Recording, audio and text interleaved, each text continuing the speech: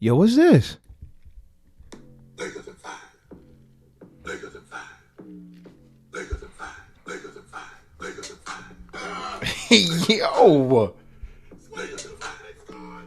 Lakers in 5. Lakers in 5. Lakers in 5. Hold up.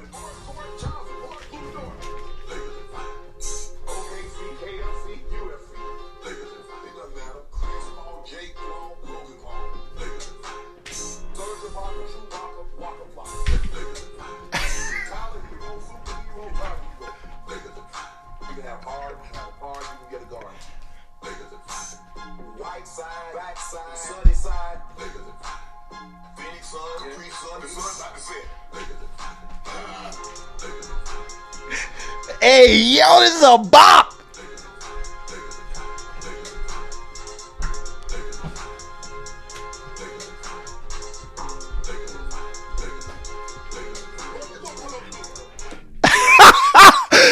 Welcome back to another episode of the Back to the Game Sportscast. The NBA playoffs are on fire. Let's get into it. What's up, fam? Hope you enjoyed my little dance there. Welcome back to another episode of the Back to the Game Sportscast. I'm your host, your boy, Samuel Maria, and we're just getting started. This is what I envisioned the whole time, really getting into what makes sports the best, the actual games being played. That's where the narratives live and die the most. Everything off the court is kind of a bonus. It's not that enjoyable sometimes, but the things that really form our thoughts and opinions about our favorite athletes, our favorite games, our favorite teams is what happens on the field and on the court. And man, oh man, is the NBA delivering right now. I'm going to dive in today as to why I think this is the best playoffs I've seen in years. I mean, historically, the first rounds are usually the slower round for the NBA. But thus far, we've had some amazing matchups. It's clear there's been a message delivered, not only by the league offices, but within the players. I'm going to get into that. But first, let's talk about these games. We're a full week into the first round of the NBA playoffs. Over the weekend, we had some incredible games. Now, most of these series are kind of going how I expected them to go. Even if it's looking like one of the teams that I expected to win is not going to win, I did talk about if X thing took place, then the series would look different. And surely that's been what's been happening in certain of these series. But I'm going to get into it one series at a time. I'm going to kind of stick to the ones that really stand out. There are a couple series that are just kind of a bit of a lull. We had a big bad break last night. It looks like Damian Lillard is going to be out for the playoffs. That didn't look good. So that makes that series a little less compelling. Obviously, OKC swept the Memphis Grizzlies. Totally expected that. My prediction was right there. And it's looking like Cleveland is about to do the same to the Miami Heat. But every other series in this playoffs, it's been amazing. So the first series I want to talk about is the Houston versus Golden State series. Golden State is up 2-1. Now, if you watched my last episode on the NBA playoffs, you know I picked Houston in 7. Still on the table, I'm sticking with Houston. But man, oh man, got to talk about the Golden State Warriors and especially their number one legend, the greatest player in franchise history, and to me, the best player of this generation, the greatest winner of this generation. Let's put it that way. The golden boy, Steph Curry. This series has become the epitome of experience versus youth and energy. The Golden State Warriors have a depleted roster. Jimmy Butler, we don't know if he's coming back, when he's coming back, and who he'll be when he comes back after that tough fall that he took. But in a game where I expected Houston to pull it out on the road because of the Golden State Warriors missing Jimmy Butler, and it looked good for Houston early on, Steph Curry put on his Superman cape and came through. Man, this is why being a scorer and a great shooter is the number one skill in all of basketball. People, in order to make their LeBron arguments, their Magic Johnson arguments, oh, well, can he pass? Can he rebound? Yes, that's important. But let's not lose the plot here. The point of basketball is putting the ball through the hoop. And if you are the best at putting the ball through the hoop, then you most likely will be the best player on the court. It's really simple math. And Steph Curry, when it comes to putting the ball through the hoop, there's few that have been better. I mean, I don't know how you equate being the greatest shooter of all time and not have it be close to being one of the greatest scorers of all time. Steph Curry is certainly, in my opinion, one of the greatest scorers. Houston really stepped up their defense this past game, and they started harassing and really getting after Curry, and it didn't seem to faze him. It almost made him up his game. And the key is going to be, how long can the Warriors last? Because they don't have the bodies to go blow for blow with Houston. They have to depend on Houston just kind of flailing on their inexperience and not really stepping up to the plate and in their ability to score enough to win. Because I don't think Golden State has the horses. That's where this is going to be won. As far as experience, it's just not even close. But I thought that the Ime Udoka factor was really going to win Houston the series. He was going to make up for Houston's lack of experience. So far, Golden State has gotten the better of them, but it's going to be a long series. This one surely will go 7. I thought it would be Houston in 6. I didn't watch enough of Houston to know that how anemic they can be on offense sometimes. But they are energetic. They're fun to watch. And these young guys, man, I'll keep getting into it as this episode wanes on. But these young guys, they compete, man. They compete, and I really love to see it. It's making me re-fall in love with the game of basketball. But one thing is for sure, there's never going to be anything more important than having a transcendent superstar in the sport of basketball. And that is exactly what Steph Curry is. And it showed in that last game against Houston. Excited to see what he does tonight. The Warriors are up 2-1. So we'll see. I think this series is going to go the long haul, but it's been competitive and it's been awesome to see Steph Curry up against that kind of adversity and still doing Steph Curry things. We know we won't see him in the finals most likely. So it's nice to have him on a great stage, on a national stage, still being Steph Curry. These things are not forever, folks. So enjoy it while you got it. All right, moving on to the next series, the Nuggets versus the Clippers. Now, this was my original opinion on this series, was that this was going to be the most entertaining and the most competitive series in the playoffs. And they've all turned out to be pretty competitive, but I'd still say this has still been, from game one, the most competitive. First game, overtime, and they've been back and forth since. And this last one did not disappoint. Ended on a major buzzer beater putback dunk that, in my opinion, was valid, even though his hand was still on the ball. When the red light turned on, the ball was touching the net. So as far as I was concerned, game. The one thing about this series that's really standing out is it's clear the Clippers are the deeper, more talented team. But again, the championship pedigree and self-belief that comes from being a champion is showing up again. You got the best player in the world in Nikola Jokic, and then you got guys who've been in the trenches with him in these particular styles of series and games. And that alone is keeping the Denver Nuggets, despite their turmoil, despite everything that they got going on off the court, losing their head coach. I think he could legitimately be the player coach of the Denver Nuggets. That's how much of a basketball savant he is.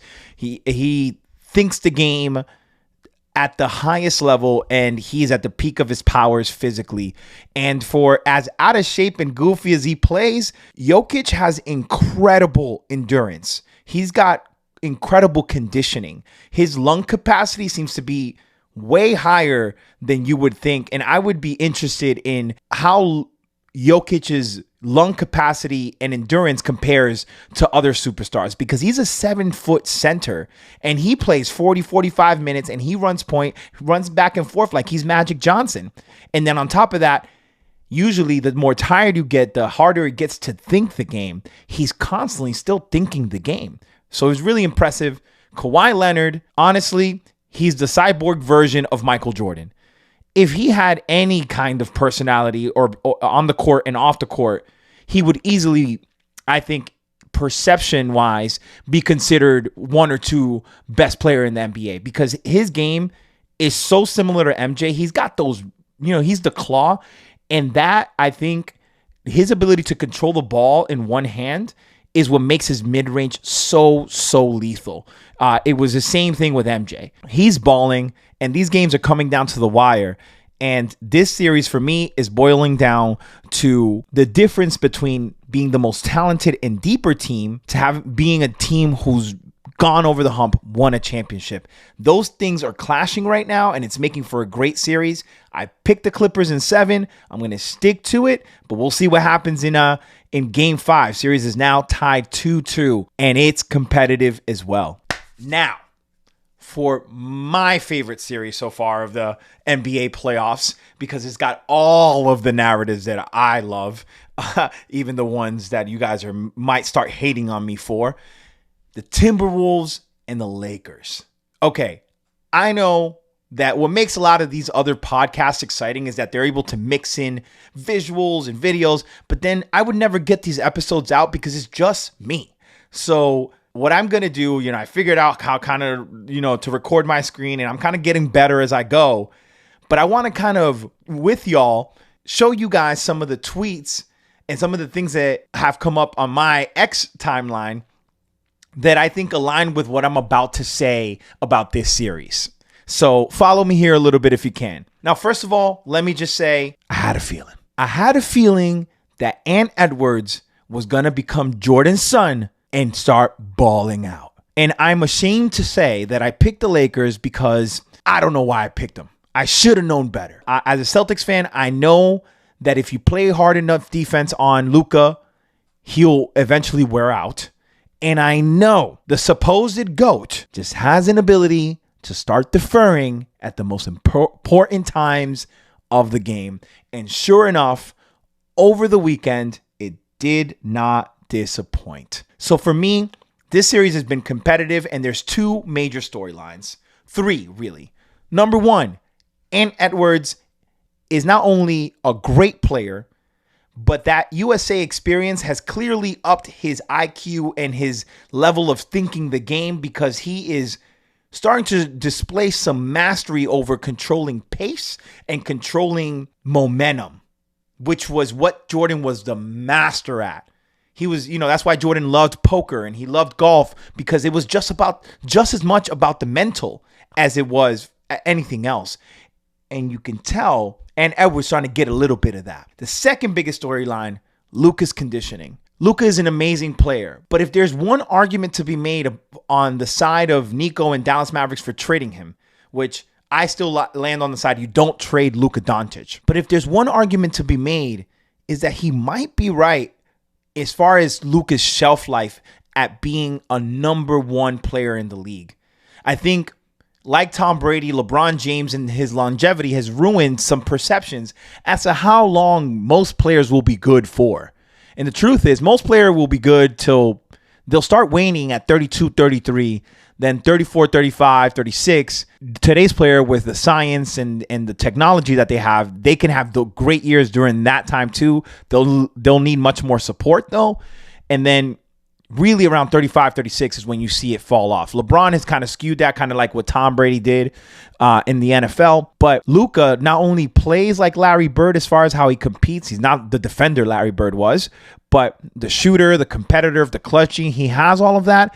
But I think he also has Larry Bird's aging in the sense that this Luka that we know might only last a decade. Like, Luka feels like he's 25 going on 32. There's some guys, he's 25 and you're like, oh, this kid. And like Ant Edwards, he's 22, 23. You're like, he might be this way for a while. But with Luka, it just feels like he just doesn't have the endurance that it takes to really take it to the next level. So we'll see. I think when you have athletes that are long and strong, like Naz Reid and the skinny kid, I forget his name right now, from Minnesota, who's really stepped up his game this series, and then a physical guy like DiVincenzo who's competitive, and then a really strong guy, a bear of a guy in Julius Randle, and then you got mini black cat in Anthony Edwards. It's a struggle for Luka. It's a struggle. This is the weakness. This is what the Celtics exposed, and it's showing up. And then the third biggest headline, if you ask me, LeBron James. And I'm going to just say this real quick, and then I'm going to run through some tweets. And I like that the media and a lot of the LeBron stans like to gaslight those of us who try to be objective about LeBron, the supposed self-proclaimed GOAT. In the last 2 games, LeBron has gone on to have great starts, 38 points in the game 3, 27 points going into the fourth quarter of game 4, and then in both games disappearing in the fourth quarter. And immediately what LeBron stans do is that they try to, no, he's balling, he's having a great game. The media, he's having a great game for age 40. Which one is it? Is he too old to be great, or is he just great? Because when he's balling at 40, we're like, well, look how great he is. But then when it doesn't do as well, it's like, oh, well, he's 40. Well, he's at the peak of his powers still, it seems. And age is nothing but a number if you're still playing. Yes, he has diminished, but great players in clutch moments, their age doesn't matter because they still have their stock moves that they go to. And that's always been LeBron's weakness. He has no pull-up J, no stock footwork in the post that when everything is on the line, he can go to and deliver. And this is what the clutch gene is actually, you got some staple moves that work every single time. MJ had that, Kobe had that, Paul Pierce had that, Jerry West had that. So some of the clutchest players in league history, if you look at their games, they've got these 2 to 3 moves that they go to that always work. And at the end of the game, it comes through and it's clutch. And LeBron just does not have that in his game. So when teams tighten up in the fourth quarter, the pressure goes up, he always seems to disappear. And this is nothing new. I'm going to show you guys some examples. So this is my personal Twitter. Feel free to follow me if you want. But I try to like things that I feel like will come in handy. This one I just liked this morning. This classic clip of MJ. Me. Game on the line. Who would take the last shot? Me. That's not a question. Me. That's a dumb question. Me. And once again, in game 4, game on the line, LeBron passes the ball to AR-15, who had missed his last 4 shots. Why did he do that? They were down 2. They didn't need a 3, from my understanding. I think they were, and LeBron had just gotten the ball in the wing from Luka, and AR's open on the wing. He's got some seconds. He could easily just put it up because he's LeBron James. If it goes down, it goes down, and you're a hero. And if it doesn't, hey, well, you're not. But instead, he passes it. And man, stop me if you heard this before. I tweeted this last night. LeBron James, in the waning moments of the game, passes to a teammate for a better look. That's the narrative with the media. It was a better look. Give me a break, man. You're LeBron James. Shoot it. Live and die with the result. But he doesn't have that gene. Look, I'm a nobody. And LeBron James is one of the greatest players of all time. But just in this narrative that he himself has created, that he is the greatest player of all time, if you're not actually the greatest player of all time, this is what's going to come with it. So here's some more things. Look at this. Look at this. Anthony Edwards is 23 years old. Look at 20. Look at how he just does not respect LeBron. Just playing mind games with him. And this is not new with LeBron. Look at this tweet. LeBron James' collective stats for the final 5 minutes of every game so far in the 2025 playoffs. 2 points, 1 for 7, 1 rebound, 2 assists, 3 turnovers. And everybody will say, well, he had a great game, but this is not new. Look at him in the prime peak of his powers in the finals against the Mavericks. Last 5 minutes when scoring is within 5 points. Nowitzki, 26 points. LeBron, 0. I'm a Celtics fan. We're LeBron's first rival. The Celtics, KG, Paul Pierce, Ray Allen. We were the thorn in his butt. That's why we were the reason. And I say we like I played on the team because that's what real fans do. We were the reason he left to Miami. And we have been watching LeBron, hating on LeBron, but also watching LeBron for a long time. And we know this stuff to be true because LeBron's game is tailored for when the court is wide open. He's a Magic Johnson style player. And what made Magic great was not only his game, but the fact that he had Kareem and Worthy and all the whole Lakers roster. That game that Magic and LeBron play is dependent on being surrounded by great players because you're not the guy to carry it. And this has been true about LeBron in the clutch. He's just not there. He's definitely been a Robin. He's had moments. Yes, he has had moments. It took him a while to develop it, but it's just, this is the narrative. This is the narrative about LeBron in those moments. I love this one. LeBron passing up the final shot. Soft. Exactly. Another one. Vintage. This is Dave Portnoy, a fellow Bostonian.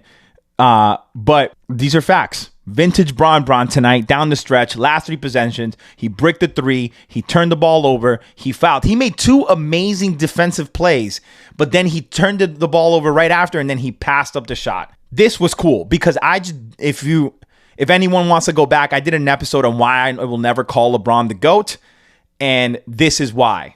I did this exact comparison back to the game 1 in the 20 whatever finals against the Warriors where he dropped 50 points. And this guy did a quick video that I was like, man, this is a good idea. I've never seen a player who completely disappeared in the last 6 minutes of a tied playoff game. Maybe it was a 1-point game, but completely disappeared. That turned into a 12-point loss. Be credited with the masterclass. Just like I never seen a nigga who scored 49 points in regulation of an NBA Finals game and then quit in a tied game, turning a competitive series into a 4-game resounding sweep. Be credited. That's putting on a masterclass. It's so true. No other superstar can disappear in fourth quarters the way LeBron and get as much credit as LeBron gets. It's just how I feel about it. Go argue with your mom about it. I don't care. These are facts to me, and to me, it's obvious that a lot of people feel the same way. This is easily my favorite tweet. Anthony Edwards showing LeBron James what MJ would do to him. I mean, Ant Edwards is a mini Jordan in his game. A lot, just stylistically, looks-wise, competitive nature. If Ant Edwards is giving you 40 and got you down 3-1, what would MJ have done to you? All right, I can stop there. That's enough LeBron hate to feed my soul. But the truth is, the Wolves are about to end the Lakers, and there's nothing they can do about it. Ant Edwards showed up. I should have never picked the Lakers in 6, but we'll see. Maybe he comes back. Maybe Luka shows up. I doubt it. Good for Ant Edwards. Good for the Wolves. Now go finish the job. This has been a competitive series like every other. And let's see what happens in Game 5. So we had some technical difficulties with the mic. So going wireless for the rest of this episode. Let's see how this goes. Maybe we stick with it. But the series I want to talk about now is the Knicks versus the Pistons. Man, yesterday's game, Game 4, was as good a game I've seen in the NBA all year. I mean, it had everything you could want in a basketball game. Clutch play, physical play, beautiful basketball, but also tough and physical basketball. If you ask me, Detroit really missed a big opportunity, and it's us, the fans, who are going to be cheated out of this series because now the Knicks are up 3-1, most likely going to win the series as I predicted. I said they would win it in 6. I'm going to stick to it. Maybe Detroit can go back to New York and pull it out. But, man, this was the game to have for Detroit. They got this budding superstar in Cunningham, and he's balling out. And his teammates are following his lead. And the refs are letting him play. They're down, and the Knicks are in control of the game. But then Jalen Brunson gets hurt. Detroit flurries, takes the lead, and Jalen Brunson comes back. And when he comes back, it's like Willis Reed. I love Jalen Brunson because he just plays at this specific pace. You can't speed him up. And then he has this like Mighty Mouse power to the rack where he'll just not only go full speed, but be in full balance and control. Balance is one of the most underrated parts of being a great basketball player. I think a great football player too, but never being able to be taken off your balance is one of the keys to being a great offensive player. And some of the most creative and fun to watch guys just have a unique balance in their weight distribution, the way they work is a beautiful thing to watch. And Jalen Brunson, I think, is the epitome of that, especially at his size. So he comes back in the game and he's absolutely balling. And then Cat, Bodega Cat, love that nickname as a Dominican. I'm loving that for him. He hits 3 clutch shots. I mean, the deep 3 was impressive, but for me, that fadeaway, fading out of bounds in the corner was just chef's kiss. And still then, Pistons kept fighting back. And I think what most impressed me about this series so far is how cool it is to have these two franchises face each other in the playoffs. These two fan bases. And this is true of the playoffs so far. There are so many great fan bases that are involved, whether it's through their rich history like the Lakers and the Celtics, or just because the town is passionate about the team, like the Timberwolves, the Knicks, the Pistons. You really got some great markets competing in the playoffs right now, which is adding to the excitement and the competitive nature of the players. And you got this great combo in the playoffs right now of youthful teams looking to prove themselves and veteran teams trying to break through and win a championship, which creates tension, and you gotta love it. The Knicks and the Pistons have been the epitome of that. It's been the most entertaining series. Had the Pistons gotten that call at the end there, it was a foul. It should have been called, but it was consistent to the way they called most of the game. So the balance has to exist, I think, is letting them play, but those last couple of minutes of each half, maybe tightening up the whistle a little bit, because then you can just get away with being physical, knowing the refs won't call it, and it could swing the game either way. And these games are just too pivotal for both teams for that to happen. But absolutely great series. Knicks are going to pull it out. Hopefully the Pistons extend it. My prediction is correct. Knicks in 6 games, but this has been a fun one to watch. And leading me to the last series, my boys, the Celtics, pulling out Game 4, taking the 3-1 lead. The series has been tougher than expected, and I think I predicted the Celtics sweep. I forgot to take into account that Orlando plays us tough, and they have for the last couple of years. They seem to match up with us size-wise, and their star players are tough. Like, they got that German dude who's tough as nails, and they got Banchero. And Banchero is he's still got a little ways to go to really perfect that mid-range and really knock down that 3 consistently. But he's tough, strong, and quick. And he has a strong will. So this team is well coached, and they've given the Celtics a nice little test. Really welcomed them into playoffs by playing very physical with them. Porzingis is bleeding from the forehead. Jason Tatum got a wristing, which I loved Mazzulla being like, get up. Because then when he heard it again in Game 4, Jason just got up. Jaylen Brown dealing with some stuff. Drew Holiday dealing with some stuff. So Celtics are going to have to overcome some adversity in this series and throughout the playoffs as far as the injuries. And I think this has been a great test for them. Hopefully they can close it out in 5 and get some rest before the next second round series against either the Pistons or the Knicks. But the main thing I want to address in this episode, man, the playoffs are back. Like, the NBA is back finally. In a year where it seemed all was lost. The ratings down the drain. Media complaining about, do the players even care? Are they competing? Are all of them just buddy-buddy? They're making so much money, and tickets are so expensive, and here taking nights off, load management. I think all of that has come to a head, and it's serving the product on the court. So first thing, it's clear the league sent a memo to the refs. Let them play. Let them play. No nicky-knack fouls. Let them exude confidence and confront each other. This is what the people want to see. That has kind of balanced off the amount of threes being taken in a game, because baskets aren't easy. Closeouts are being had, and now guys are having to get creative in how do they get buckets. And this is bringing back the grit and the fight to the league, and it's also bringing back a better product. The beauty about the NBA is the skill level. But when you combine that with the effort and the caring that, let's say, college basketball has, well, then it creates this product that you can't take your eyes off, because you're watching the most skilled basketball players in the world have to fight and claw to even score a basket. And that, to me, is a perfect combination of NBA basketball. Finding that balance between what existed in the late 80s and the 90s and what exists now and in the 70s, where it was all fluid and offense, we can get there, and we can get the regular season to look somewhat similar to the playoffs that we're having now. So, and the other memo that was received was by the players. I think the tension between the media and the fan base and the players really came to a head. I think the players kind of got tired of hearing the noise that they're not trying, they're making so much money. Do they even care? They're all buddy-buddy. I mean, some of them, we still see LeBron out there being buddies with everything. And I love that Ant Edwards is playing into it kind of to soften him up. Smart kid. But for the most part, what you're watching is guys are competing. They're getting each other's faces. They're jawing at each other. They want this. And as a fan, investing your time, your precious time, your viewership, your attention, investing your money, bringing your family, spending thousands of dollars to go to these games, that is what you want.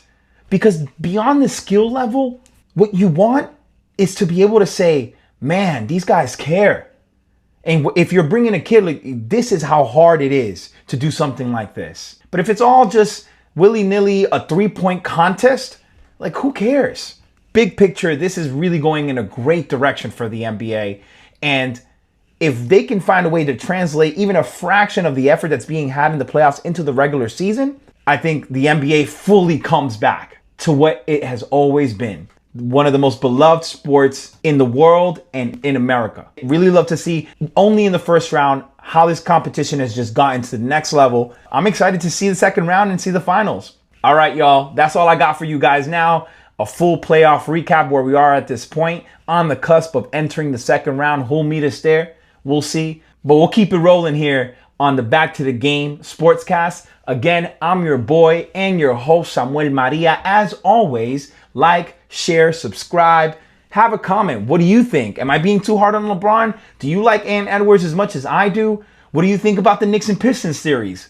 Chef's kiss, right? Let me know. And thanks for your time. Thanks for your attention. I think I'm having a little fun with this no mic thing. Anyway, y'all, catch you on the next one. Peace and love.